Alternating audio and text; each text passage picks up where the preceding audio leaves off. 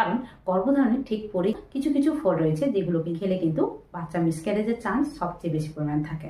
তো অবশ্যই এই বিষয়ে প্রথম যে ফলটির কথা বলবো সেটি হলো সাধারণত প্রেগনেন্সিতে যদি আনারস খাওয়া হয়ে থাকে।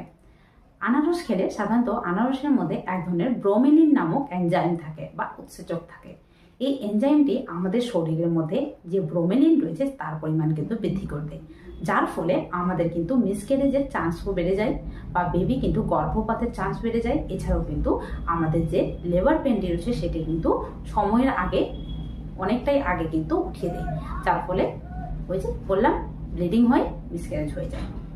এক্ষেত্রে কিন্তু আনারস খাওয়া একদমই বারণ করতে হবে। তবে প্রেগনেন্সির সেকেন্ড ট্রাইমেস্টার বা থার্ড ট্রাইমেস্টারে কিছু একটু পরিমাণ কিন্তু খেতে পারো, তবে এক্ষেত্রে না খেলে কিন্তু উপকারী।